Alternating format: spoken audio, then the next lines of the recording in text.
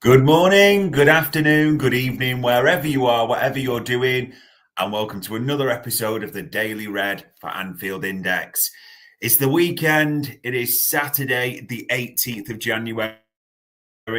Let's be honest, this is absolutely massive in terms of the title race you feel in terms of the season.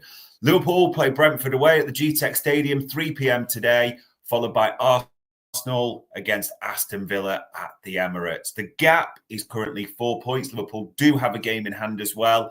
Everyone's wondering what it will be come the close of play tonight. But before we get to that, ladies and gents, it's me, Dave Davis, coming to you from it looks nice, but it's a lying bastard outside. The wind is howling. The rain is kind of drifting across a little bit despite the sun being out. Fucking trade description should be on the weatherman today, in all honesty. Hopefully, it's not too bad where you are. Let's get into it then. It is the Daily Red. We are here to talk about all the latest Liverpool stories, all the things going on at the moment, and everything centres around the game today, doesn't it? Which, let's not lie, is absolutely massive. It's like that Danny Dyer bit where, honestly, I am absolutely fucking bricking it right now. And I'm confident in the boys. They've got the ability to do a job. It's not all been plain sailing and smooth at the moment, isn't it? You can't deny that at the same time. Not that it's terrible. We're not 12. We can do analysis, funnily enough, in the modern era. But it does feel like a must win. 3 points, no injuries.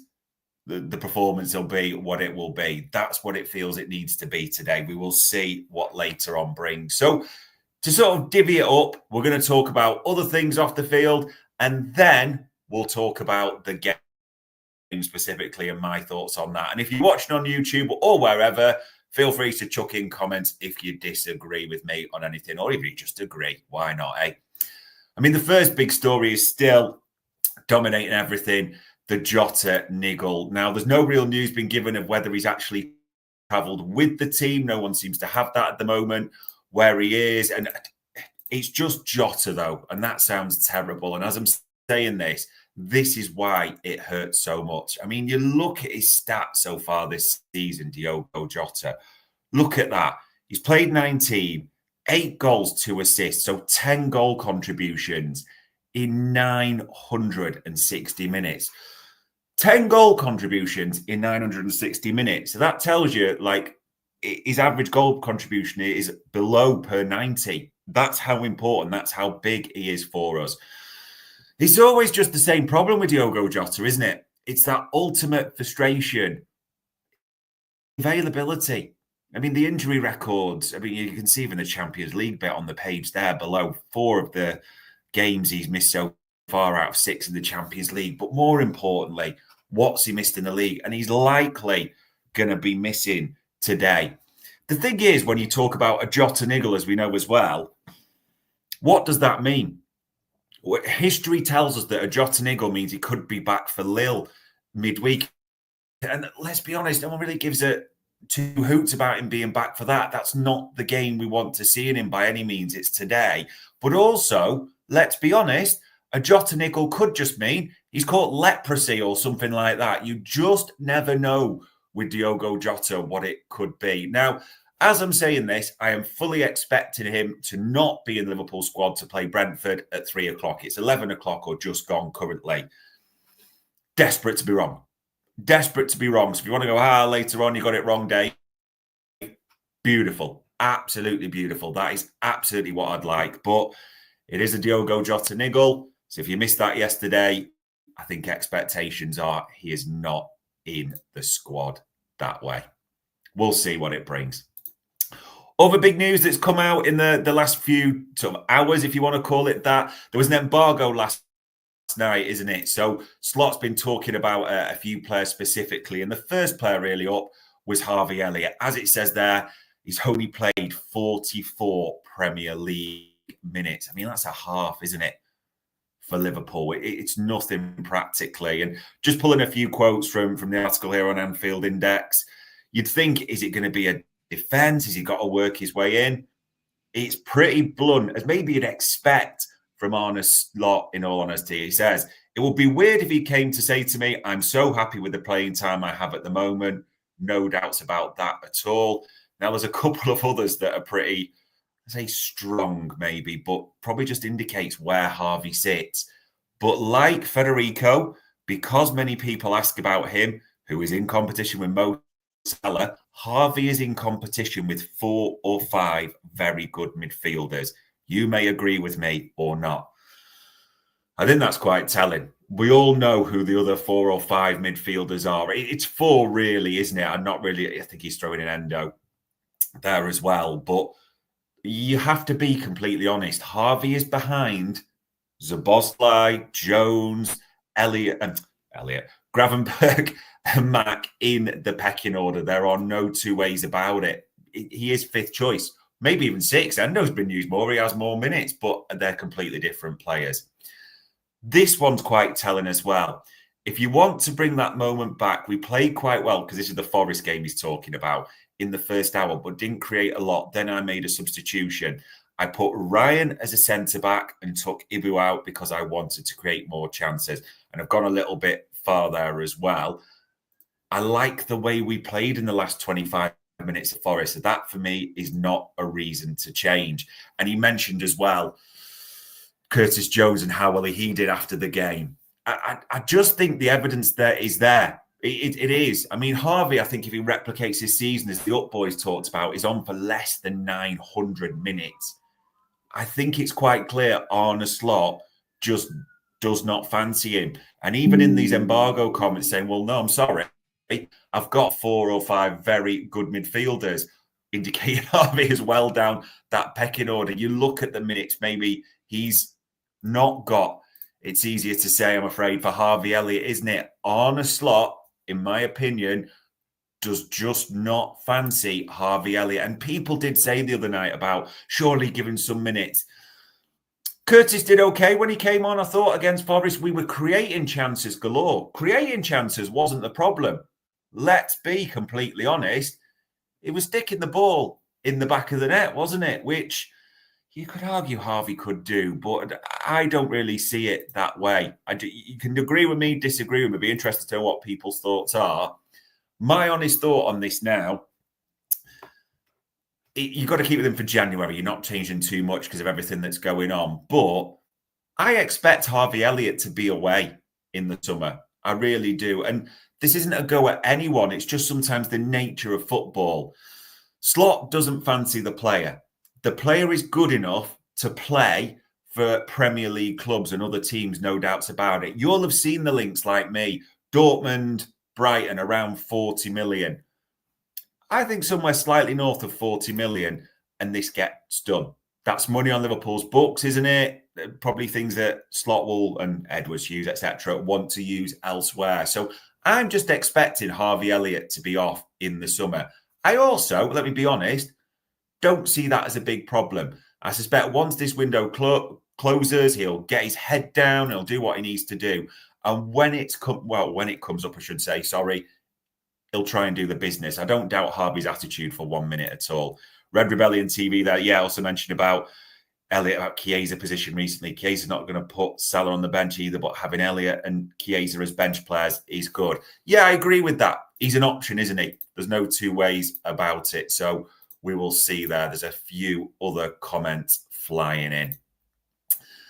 Yeah, not really too much more to talk about with Harvey Elliott there. The other player there is plenty to talk about is Darwin Nunez. No two ways about it, because he defended him in the press conference yesterday quite robustly when people were saying it. He seems to have lost his confidence. In case you're thinking, did he? Let's just listen to what Arne Slot said yesterday. Arne, Darwin Nunez available again after suspension. He's still struggling for goals. We know he has so many different facets to his game, but you can see his confidence is being affected by the lack of goals. What do you do in that sort of situation to try and... The vital component is the composure, but it's not an easy quality to bring to somebody when they are struggling confidence-wise. Yeah, but that's your perception, and maybe the perception of other people as well. But it's not my perception that he's struggling with self-confidence. He was involved against Accrington Stanley in the first goal again as well. He was involved in the goal against Fulham that Jota scored, and he scored one against Southampton. And I think after that, it wasn't that he had many starts, maybe one time. I don't know exactly. So for me, it's the life of a striker. Sometimes you score, sometimes you don't. And he hasn't started every single game. So for the most important thing for me is that we as a team are able to score every single game, except for the Tottenham one. I'm not sure. Maybe that was the only game we've played this season that we didn't score. Is that true, what I'm saying? Tottenham was only because you are from stats. So it tells me that we have so many goals in our team. And yeah, Darwin will score his goals like he did for this club already. And he will. So that's the background. I don't want to get too much into that just now because, in all honesty, that's what he said yesterday. Let's have a look at what Arne Slot said in the embargo comments. If I bring that one up there.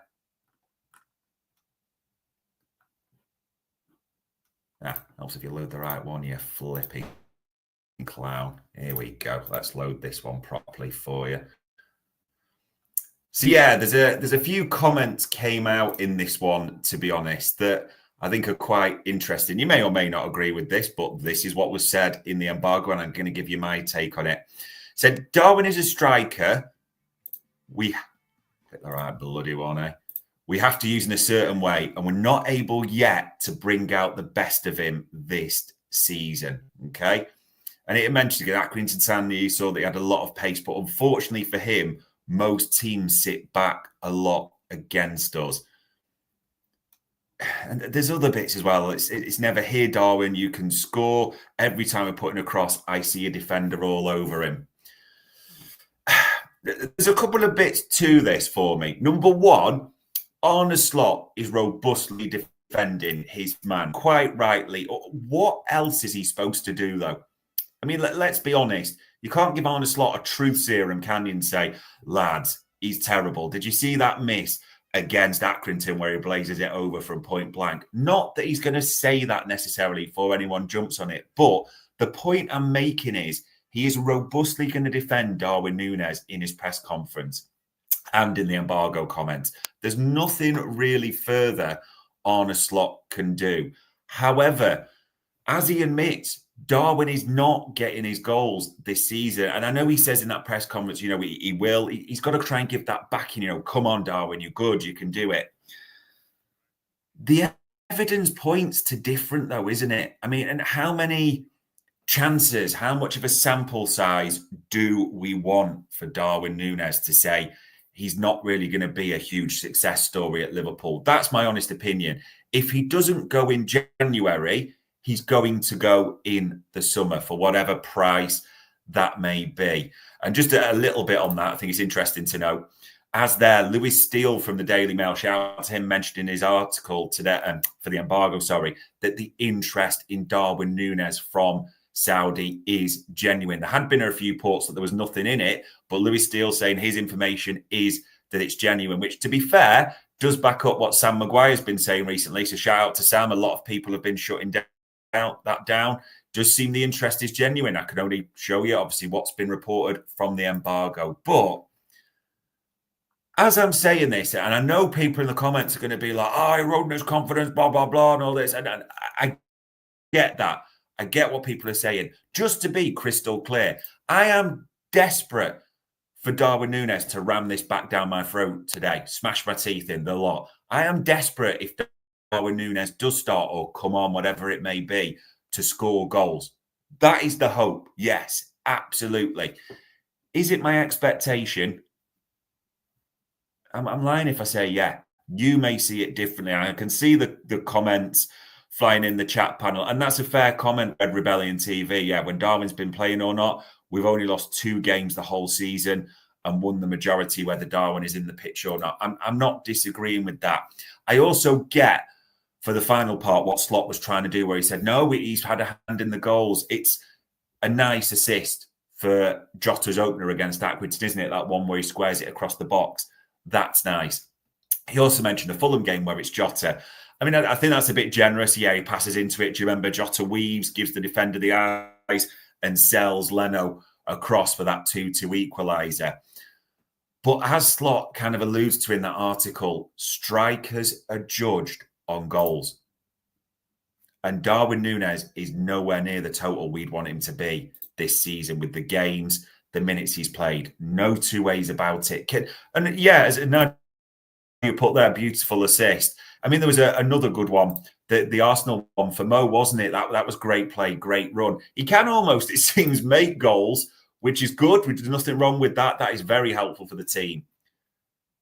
I think we all know the story about we want him to score them, convert them, and you can point to so many big chances missed, can't you? That is just honest for me on it. I actually think, as I said yesterday on post-conference presser, Darwin Nunez will start today. That is my honest opinion. I think he will start. As I said, I hope he smashes them in. No two ways about it. Smashes it, everything back down my throat. But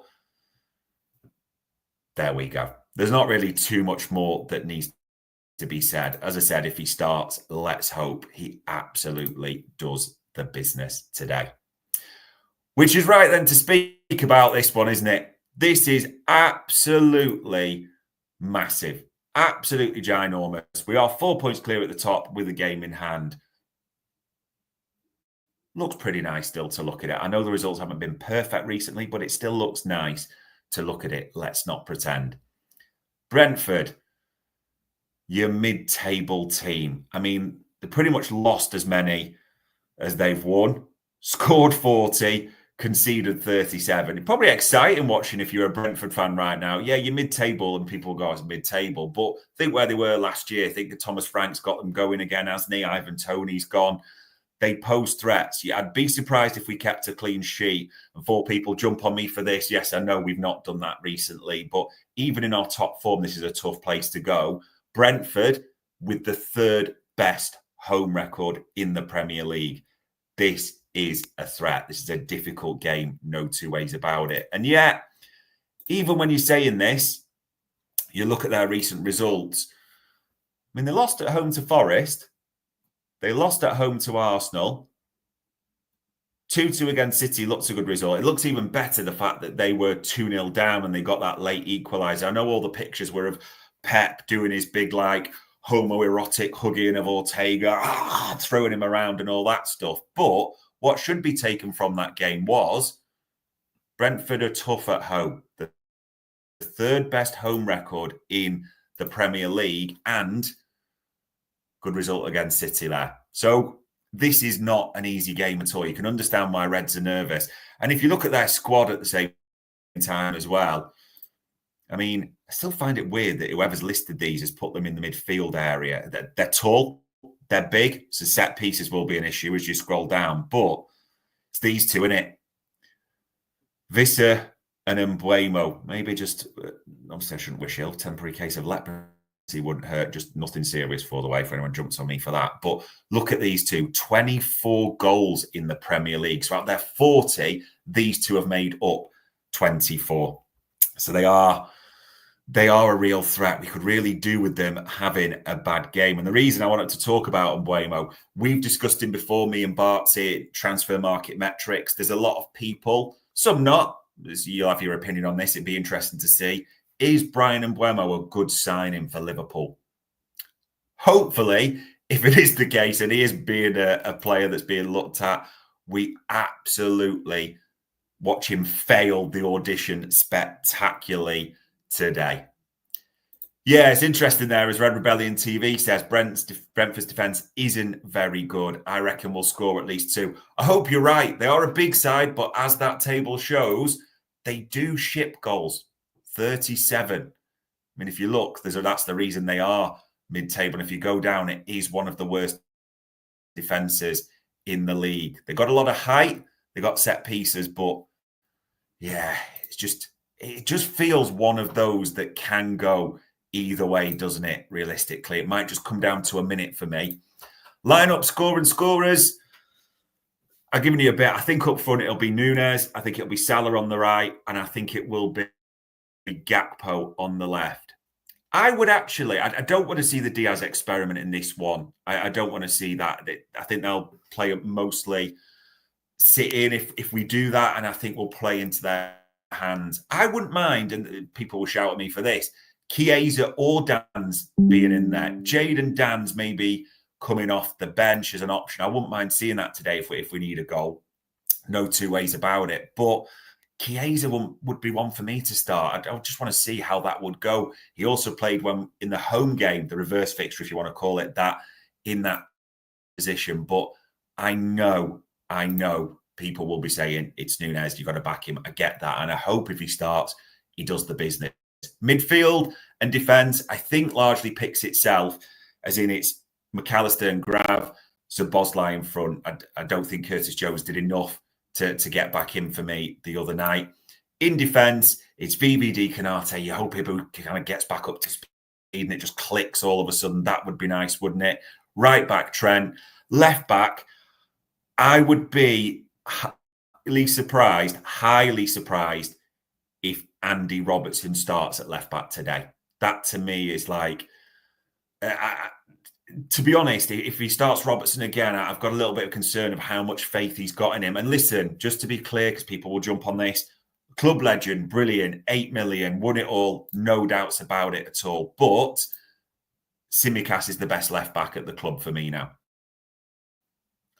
You know, as we ran the stats on Stat Me Up, me and Bart's, even in his 30 minutes, he outshone on that pro rata basis Robertson by some distance in terms of creativity, defending, pretty much every metric you wish to throw up in that regard. And also, we know about Robbo's form at the moment. No one really needs to tell anyone that. Even his staunch defenders know it is not a good period. Maybe it's, and if he does start, listen, I hope, again, like Nunez, I hope he does absolute brilliance on the pitch. But for me, I think it's easy you start Tsimikas in this one. It's interesting. People are throwing in their things. Nigel fully expects a win today. I hope it's a win. Red Rebellion TV saying they'll park the bus, smash an anti-grab football team and lucky to be third on the ball during the matches. I think, to be fair, though, they score a lot of goals, and that may be a bit harsh, but everyone sees it differently. For me, I've just got 2-1 in my head. I just think we're going to win it 2-1. I think there'll be moments like heart in the mouth style moments where we'll have to ride it a bit and it won't be pretty. 2-1, Mo Salah to get the winner. That is my honest prediction for today. And listen, let's not pretend you wouldn't take that. A win, no injuries. That's the mantra today, isn't it? Because then you are just lumping the pressure on Arsenal. And Villa, I mean, let's not forget, they're chasing the Champions League as well. They really need points on the board in this one because they're 3 behind Newcastle, aren't they? And 4th, who are on a great run. Yeah, there we go. Fair enough. Red Rebellion was talking about Forest. That makes more sense in nature. Yeah, they are a smash and grab team. The Bastards had one chance. One chance. Chris Wood, that one strike. There's not been a New Zealand-based robbery so big since Gollum got it robbed off Frodo, the little bastard, did he? That's how bad that game was. One chance they had. They stuck it in. We battered them for the last half hour. And that's what happens, eh? There you go. Other things just to call out, just in case you are sort of counting down the hours, as it were, looking for stuff to do. But actually, I'm underselling it. Not just looking for stuff to do. There is some brilliant stuff. There really is, in all honesty. So on Anfield Index, I've shown you a few articles if you want to read up on those. I know more will be coming out at the same time. Helps if you click the right tab, you numptus. And the content I want to talk to you about as well. Videos are out. So there's a bit from the Minefield. This is really good. I've listened to this already. I re-listened to parts as well. So big shout out to Andrew and Alan on this about Trent, his mindset and the recent struggles. Dave did Daily Red yesterday. He talked about Nunez and certain bits. We had post-conference presser as well. There was, and I know these do well and I like them, a little chat from Ben, say little chat because he's about 12 years old in my mind, Ben, but also Lewis Bower, well known for his coverage of the academy, talking about players there and the next Alisson Becker. I don't want to give too much away, but well worth a listen. Look at this, all this stuff in your last 24 hours as well. Jay and Jim doing the Scouser Tommies, and then in the last 24 hours, Chap G&G, Housewives favourite, one's for the mature eyes, Gags and Grizz also talk to death about all the various things coming up there. And I like that, Nigel, as well. Yeah. Shout out, safe travels to all the Anfield faithful, all the travelling cop that are heading down to the G-Tech Stadium in Brentford. You know they'll be making noise galore. Even today, we got you covered. We got you covered. You know Jack is there for the watch along, so he'll be covering that for you half an hour before 2:30. He'll be on, getting that set up and watching it through. You know afterwards, you've got Gags who'll be doing the fan reaction show, and you've got the Raw Boys, haven't you? So you'll have Trev, Dave, whoever. So we have got you covered for coverage galore after this games. Fingers crossed, and, you know, as I'm saying this, praise be to baby Jesus or whoever's listening or whoever gives a shit about that type of stuff. We are desperate for 3 points here. And not, I say desperate, not in terms of, oh, we're struggling, for anyone says you're a bedwetter or any of that nonsense that sometimes comes in the chat. We just want to win a title. I don't know why everyone's afraid of saying that. We are desperate to win the title. Maybe, just maybe, we've got a little bit of that PTSD from City and all those years. That's possible as well. But let's not undersell this game at all. This is massive. 3 points just feels like everything is back on track a little bit, doesn't it? And you relax a little bit watching that Arsenal game. If it's not 3 points, you just wonder about the form, how it's going. The off-the-field noise gets bigger, doesn't it, with the 3 contracts, the lack of transfers and all that type of stuff as well. This is a massive game. Okay? I have no shame. I don't really give a shit what people say about this. My arsehole is puckering up a little bit like a snare drum at the moment. That's how it's feeling. I'm hoping come just before 5 o'clock, it is relaxed and ready to release.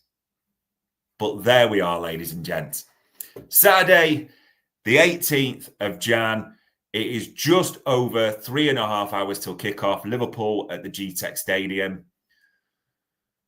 That was another Daily Red for Anfield Index.